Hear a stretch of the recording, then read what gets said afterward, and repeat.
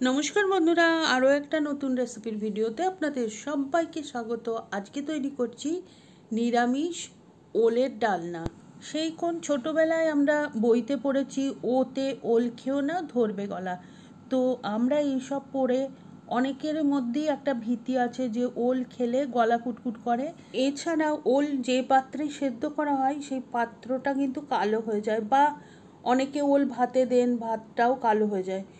তো কি করলে ওলটা কুটকুটো হবে না, আবার পাত্রটাও পরিষ্কার থাকবে, সেটাই আজকে দেখে নেব। একটা পাত্রে আমি জল গরম করে ওলটা সেদ্ধ করতে দিয়ে দিয়েছি লবণ আর এক টুকরো লেবু। এই লেবুটার কারণে কিন্তু পাত্রে কোনো রকমের কোনো কালো দাগ হবে না। আর ওলটাকে ভালো করে ছাড়িয়ে নিতে হবে, একটুও যেন খোসা লেগে না থাকে, তাহলেও কিন্তু ওলের কুটকুটটা অনেক কমে যাবে। তো আমি ওলটা সেদ্ধ করতে দিয়েছি আর ততক্ষণে একটা মশলা বানিয়ে নিচ্ছি। একটা বাটির মধ্যে নিয়ে নিয়েছি 1 চা চামচ আদা বাটা, 1/2 চা চামচ ধনে গুঁড়ো, 1 চা চামচ জিরে গুঁড়ো, 1/2 চা চামচ কাশ্মীরি লঙ্কার গুঁড়ো, আর সামান্য জল দিয়ে একটা পেস্ট বানিয়ে রেখেছি। কাশ্মীরি লঙ্কার গুঁড়োটা সম্পূর্ণ অপশনাল, আপনারা চাইলে নাও দিতে পারেন, তবে কাশ্মীরি লঙ্কার গুঁড়োটা দিলে কালারটা ভালো আসবে। আর এখন কড়াইতে সর্ষের তেল দিয়ে ডুমো করে কেটে রাখা দুটো মাঝারি সাইজের আলু আমি ভালো করে ভেজে নিচ্ছি। প্রথমে 3-4 মিনিট ভালোভাবে হলুদ দিয়ে ভেজে নেব, তারপরে দিয়ে দিয়েছি লবণ। প্রথমেই লবণটা দিলে আলু থেকে জল বেরিয়ে যাবে, সেক্ষেত্রে আলুটা ভালো করে ভাজা হবে না। সেই জন্যে আগে হলুদ দিয়ে একটুখানি ভেজে নেওয়ার পরে লবণ দিয়ে বাকি সময়টা ভেজে নিলাম। আর আলুতে সামান্য কালার চলে এসছে, আর আলুটা কিন্তু প্রায় সেদ্ধ হয়ে গেছে।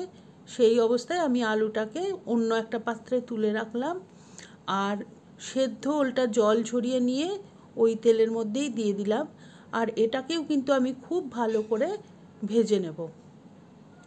এখন ওলের মধ্যেও খুব সুন্দর কালার চলে এসছে, তো আমি ওলটাকেও তুলে নিয়েছি। এখন ওই তেলের মধ্যেই দিচ্ছি 2টো শুকনো লঙ্কা আর তেজপাতা, আর 1 চা চামচ গোটা জিরে। আপনারা চাইলে তেলটা আর একটু বাড়িয়ে দিতে পারেন, আমি এখানে খুব কম তেলেই রান্নাটা করার চেষ্টা করছি। আর জিরে ভাজা আর লঙ্কা ভাজা সুন্দর গন্ধ বের হয়ে গেলে দিয়ে দিয়েছি যে মশলাটা ভিজিয়ে রেখেছিলাম সেটা। সামান্য বাটি ধোয়া জল দিয়ে দিয়েছি। মশলাটা ভালোভাবে কষিয়ে নেব যাতে আদার কাঁচা গন্ধটা চলে যায়। আর এর মধ্যে দিয়ে দিয়েছি সামান্য পরিমাণে হলুদ। খুব ভালো করে মিডিয়াম টু লো হিটে মশলাটা ভেজে নিয়েছি। আর তারপরে দিয়ে দিয়েছি একটা বেশ বড় সাইজের টমেটো, সরু সরু করে কুচি করে রেখেছিলাম সেটা। টমেটোটা গলে যাওয়া পর্যন্ত রান্না করে নেব যাতে টমেটোর কাঁচা গন্ধটা চলে যায়।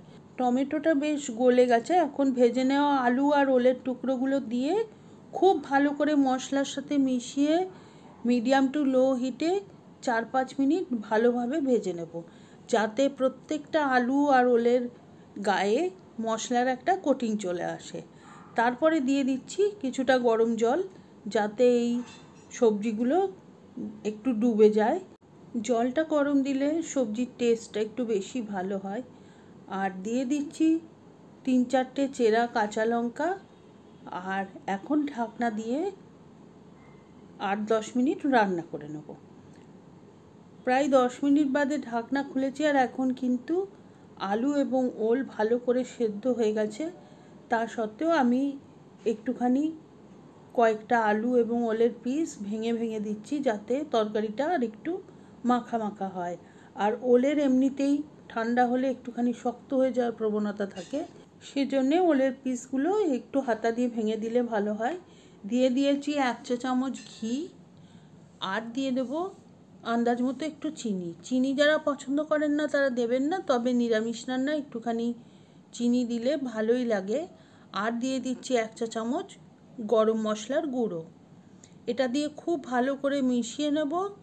আর এই রান্নাটা কিন্তু একটু ঝোলঝোলই থাকবে, কেননা ওলের তরকারি সবসময় ঠান্ডা হলে একটুখানি ঘন হয়ে যায়।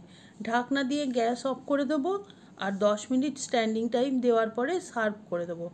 গরম ভাতে অপূর্ব লাগে। আপনার বাড়িতে অবশ্যই ট্রাই করে দেখবেন, কমেন্ট করে জানাবেন কেমন লাগলো। রেসিপি বানালে ছবি শেয়ার করতে পারেন আমার ফেসবুক পেজে। আর রেসিপিটা ভালো লাগলে please like, share and subscribe my channel.